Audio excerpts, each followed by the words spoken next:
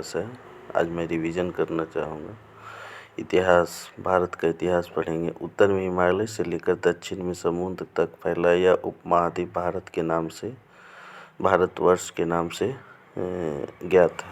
यानी कि उत्तर में हमारे देश के कौन है? हिमालय है। और दक्षिण में हमारा क्या है? उत्तर में हिमालय से लेकर दक्षिण में समुद्र तक, यानी कि दक्षिण में हमारा क्या है? समुद्र है। दक्षिण, पश्चिम, पूरब ये हमारे समुद्र से घिरे हुए क्षेत्र हैं। और उत्तर में हमारे क्या है? हिमालय क्षेत्र है, हमारे हिमालय तराई हैं। तो ये हमारा उप महाद्वीप है जो भारतवर्ष के नाम से ज्ञात है, जिसे महाकाव्य पुराणों में भारतवर्ष अर्थात भारत का देश तथा यहाँ के निवासियों को भारतीय अर्थात भारत के संतान कहा गया है। यूनानियों ने भारतीय को इंडिया तथा मध्यकालीन मुस्लिम इतिहासकारों ने हिंद अथवा हिंदुस्तान के नाम से संबोधित किया है। यानी कि भारत जो भारत का देश कहा गया है, भारतवर्ष जो नाम रखा है भारत का देश, और यहाँ के निवासी को भारतीय, सिंपल सी बात है। जहाँ के जो निवासी है उसमें भारतीय लगता है, इंडियन है, भारतीय है, पाकिस्तानी है, अमेरिकन है, इस तरह से होता है। जो जहाँ का संतान होता है वहाँ का उस तरह का नाम दिया जाता है ना। तो यूनानियों ने भारत को इंडिया, यूनानियों ने इसको भारत को क्या कहा? इंडिया कहा। और मध्यकालीन मुस्लिम इतिहासकारों ने क्या कहा? हिंद अथवा हिंदुस्तान के नाम से संबोधित किया। ठीक है। अब भारतीय इतिहास के माध्यम की अध्ययन की सुविधा के लिए 3 भागों में बांटा गया है: प्राचीन भारत, मध्यकालीन भारत और आधुनिक भारत। यानी कि इतिहास को हम 3 भाग में बांटकर पढ़ेंगे: मध्यकालीन भारत, प्राचीन भारत, मध्यकालीन भारत और आधुनिक भारत। प्राचीन भारत, मध्यकालीन भारत और आधुनिक। फिर से बता रहे हैं, इतिहास को कितने भागों में बांटा गया है? 3 भागों। मेरे साथ में बोलिए आप लोग भी, रिवीजन फटाफट होगा। प्राचीन भारत, मध्यकालीन भारत और आधुनिक भारत। आधुनिक भारत मतलब अभी की भारत।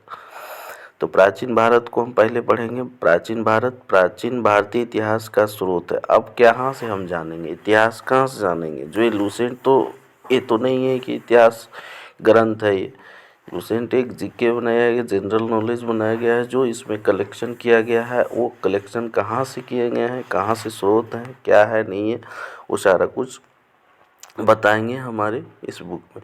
भारतीय इतिहास के स्रोत है। अब प्राचीन भारत हम पढ़ रहे हैं, तो प्राचीन भारत में हम क्या करेंगे? इतिहास जानेंगे। किसके माध्यम से? कुछ प्राचीन स्रोत होंगे उसके माध्यम से। तो प्राचीन भारतीय इतिहास के विषय में जानकारी मुख्यतः हम 4 स्रोतों से प्राप्त होते हैं। क्या क्या हो सकता है? धर्म ग्रंथ होगा, ऐतिहासिक ग्रंथ होंगे, विदेशियों का विवरण होगा, पुरातत्व संबंधी साक्ष्य। यानी कि लिखित इतिहास में हम कहाँ से जाएंगे? धर्म ग्रंथ से पढ़ेंगे, ऐतिहासिक ग्रंथ से विदेशियों का विवरण, यही नहीं लिखित इतिहास। और दूसरा है पुरातत्व संबंधी साक्ष्य। कुछ हम साक्ष्य से उससे हम इतिहास के बारे में जानेंगे कि इस साक्ष्य से इससे ये होगा, है ना। तो धर्म ग्रंथ है, ऐतिहासिक ग्रंथ से मिलने वाले महत्वपूर्ण जानकारियाँ। भारत का सर्वप्राचीन धर्म ग्रंथ वेद को है माना गया है। भारत का सर्वप्राचीन धर्म ग्रंथ किसको माना गया है? वेद को माना गया है। वेद हमारा क्या है? सबसे प्राचीन ग्रंथ है।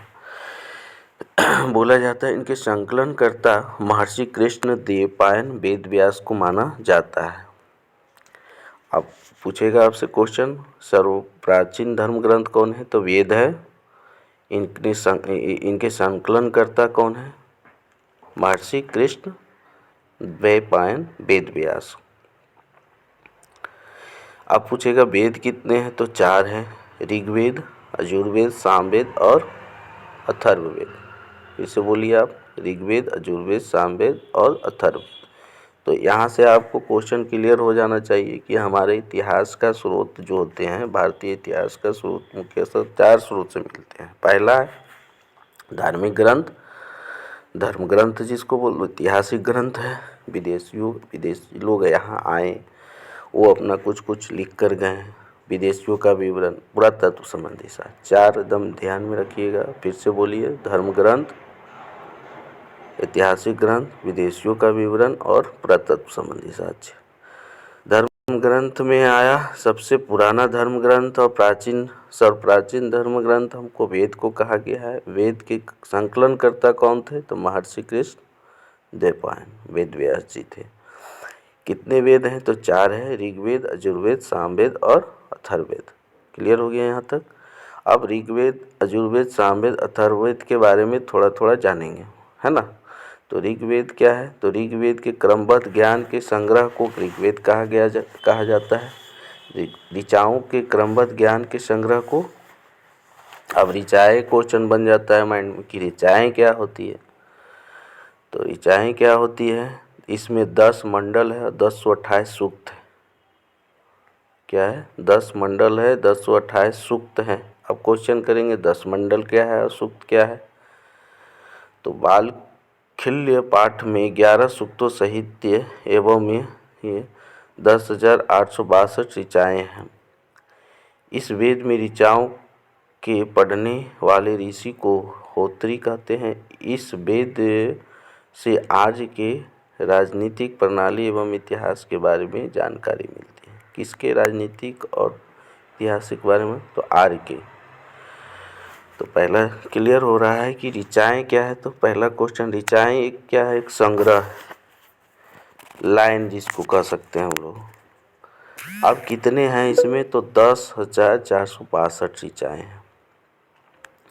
अब उसमें मंडल पूछेगा तो 10 मंडल होंगे, 1028 सूक्त हैं और 10,462 ऋचाएँ। सब 10 से ही स्टार्ट है, ध्यान रखिएगा, याद करने का ट्रिक बैठा लीजिए। 10 मंडल, 1028, 28 रखिएगा ध्यान में कि 1028 सूक्त है और 10,462 ऋचाएँ हैं। अब ये 1028 सूक्त है तो बालखिल पाठ के 11 सूक्त सहित है। समझ गए? तो आपको ऑप्शन से भी पकड़ में आ जाएगा, इस तरह का ऑप्शन से पकड़ में आ जाएगी। 10 मंडल, 1028 सूक्त और 10,462, 462 ध्यान में रखिएगा। 462, 46, 10 है, 10 फिर 46 यानी 46 यानी जोड़ लोगे तो 10 वो भी आ जाएगा और 2 है। ठीक है, तो इस वेद की ऋचाओं को अब यहाँ पे पढ़ने वाले को क्या कहते हैं? पढ़ने वाले जो ऋषि होते थे इनको हम लोग क्या कहते थे? होत्री कहते हैं। क्या कहते हैं? होत्री, होत्री। इन वेद से आज की राजनीतिक प्रणाली इतिहास के बारे में, और ऋग्वेद से हमें क्या जानकारी मिलते हैं? तो आज के राजनीतिक प्रणाली एवं इतिहास के बारे में है। विश्वामित्र द्वारा रचित ऋग्वेद के 3रे मंडल में सूर्य देवता सावित्री के समर्पित प्रसिद्ध गायत्री मंत्र है। इसके 9वें मंडल में देवता सोम का उल्लेख है। देखिए, विश्वामित्र द्वारा रचित ऋग्वेद के 3रे मंडल, 10 मंडल हैं, इसमें 3रे मंडल में बोला जाता है कि सूर्य देवता सावित्री को समर्पित प्रसिद्ध गायत्री मंत्र। गायत्री मंत्र सब लोग जानते होंगे।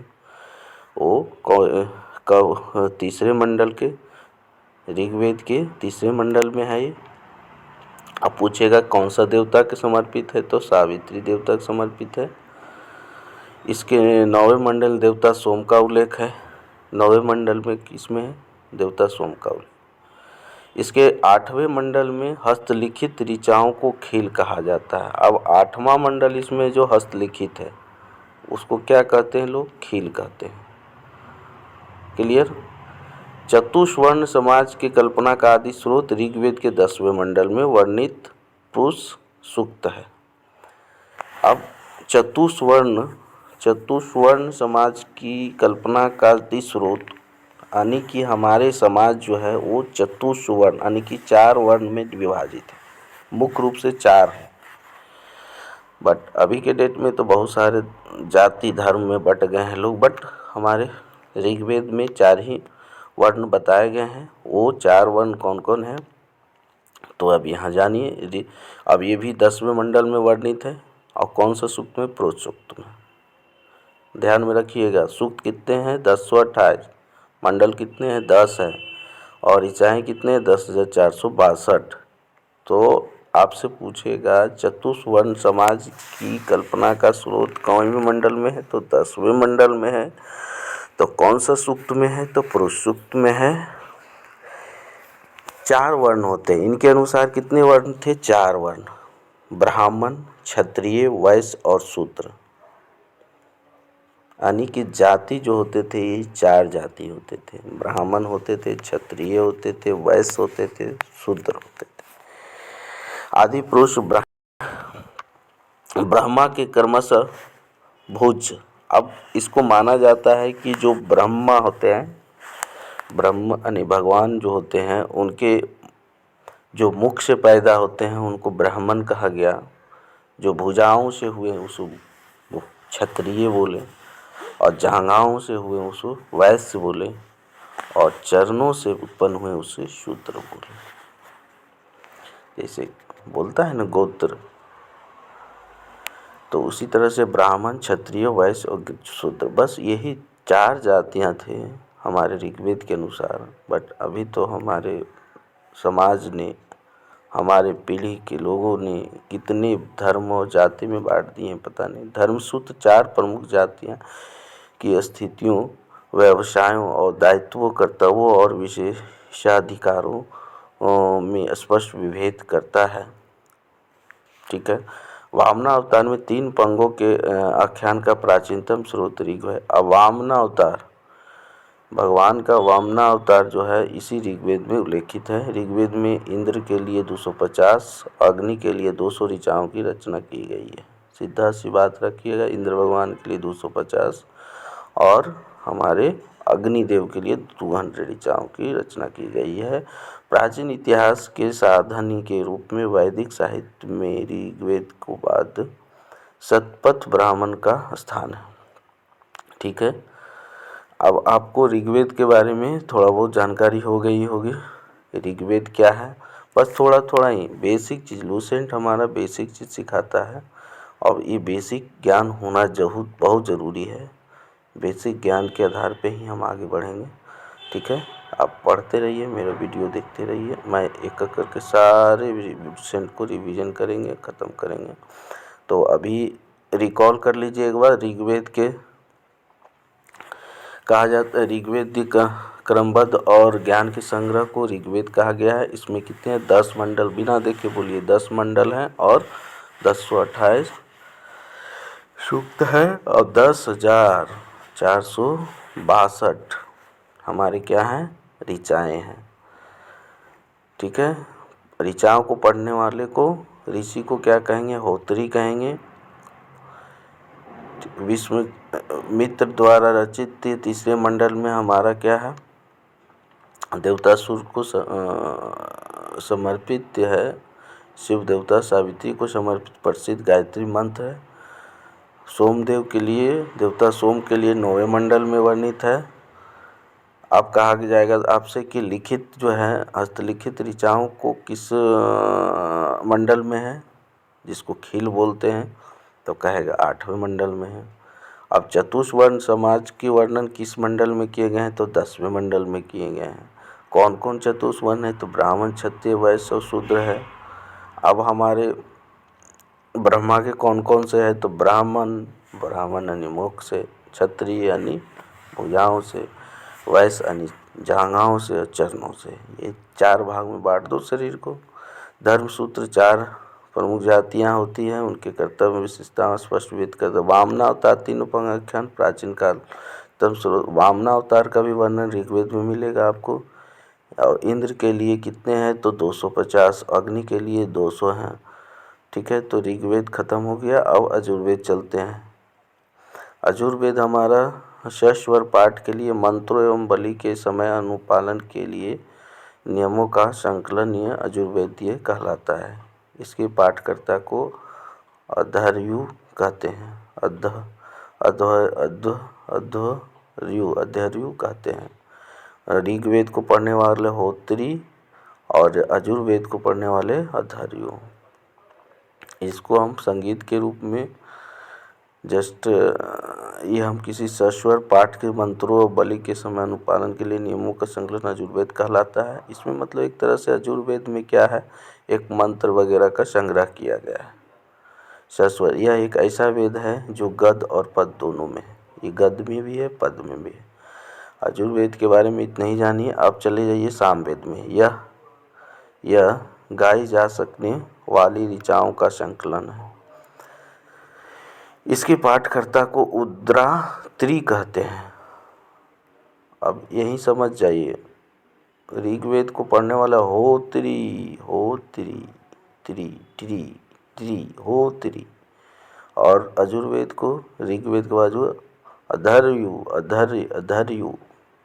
और सामवेद को हम लोग क्या कहेंगे, उद्रात्री। इसमें भी है, मतलब उद्रात्री है।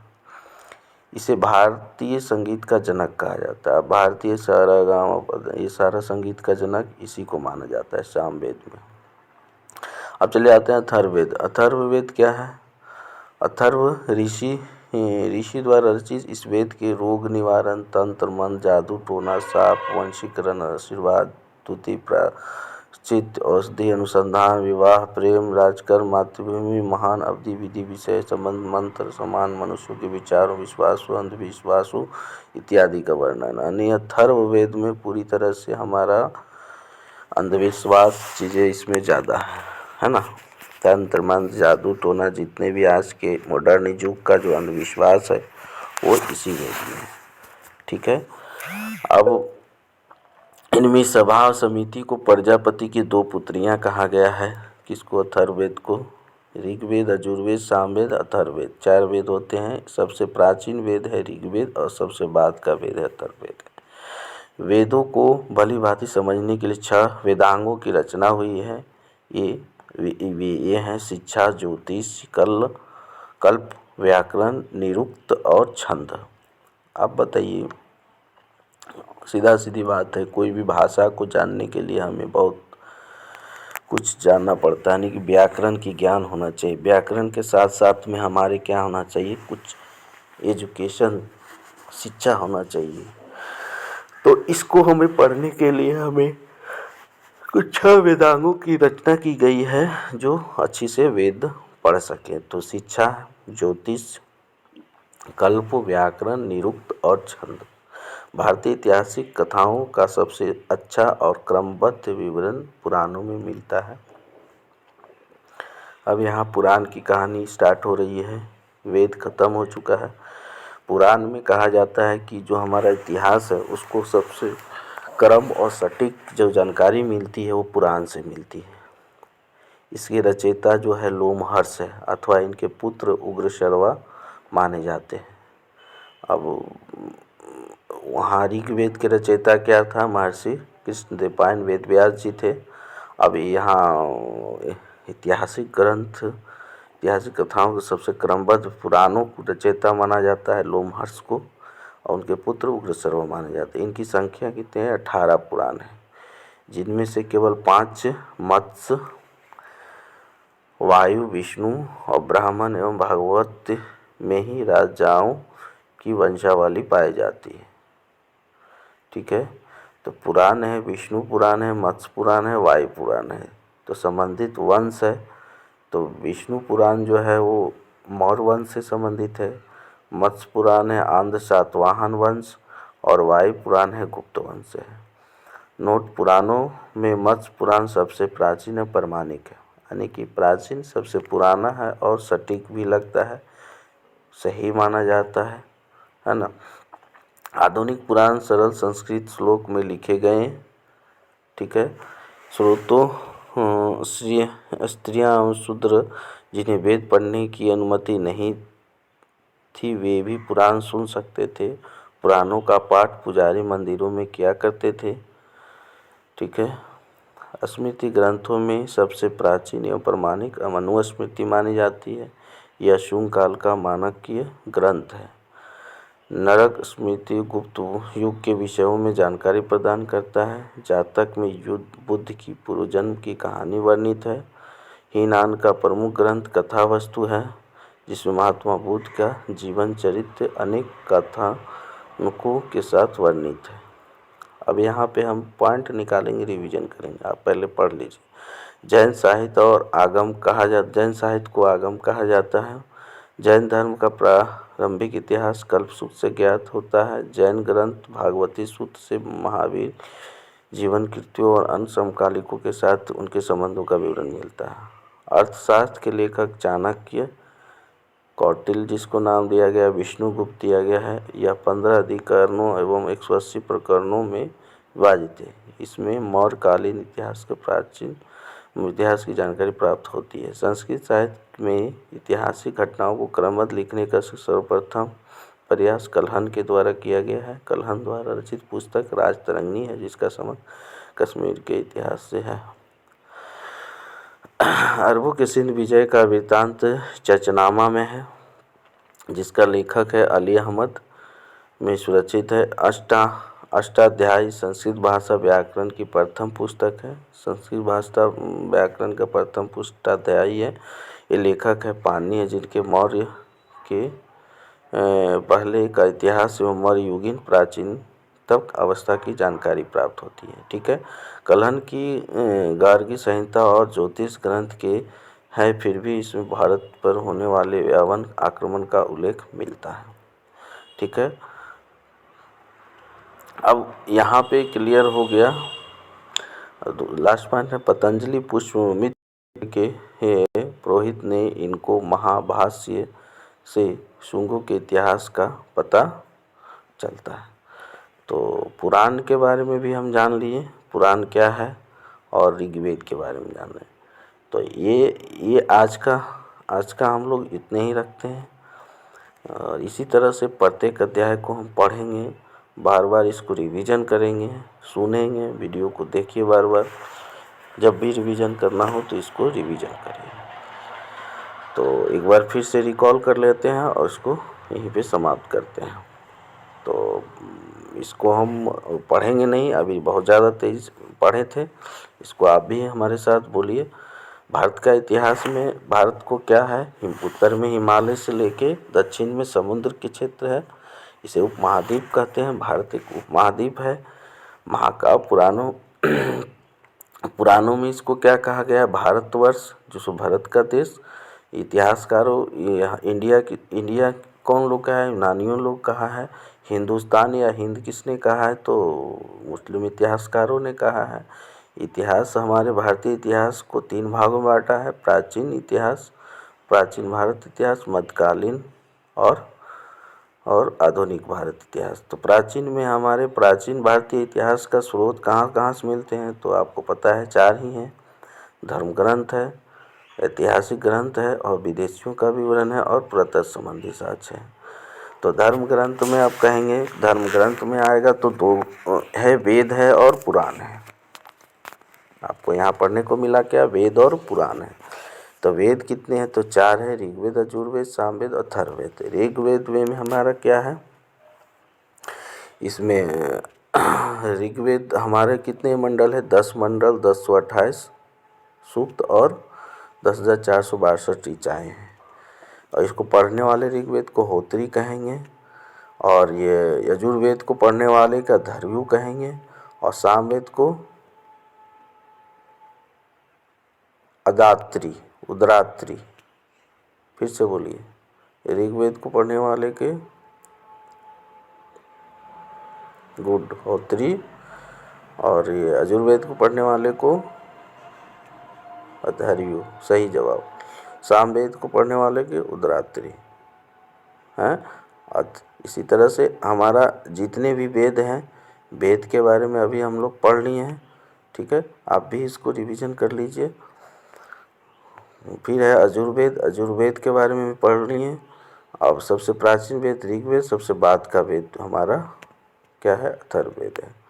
पुराणों मत्स्य पुराण सबसे प्राचीन एवं प्रमाणिक पुराण है। ठीक है। नेक्स्ट ये वीडियो बहुत बड़ा हो जाएगा, इसको मैं यहीं तक रखने देता हूँ। नेक्स्ट इससे मैक्सिमम अधिक से अधिक कितना क्वेश्चन बनता है, अधिक से अधिक क्वेश्चन को कलेक्ट करके हम फिर स्टडी करेंगे इसको नेक्स्ट वीडियो में। Thank you for watching my video. इसको जितना बार आप रिवीजन करिए उतना आपके दिमाग में आएंगे। Thank you.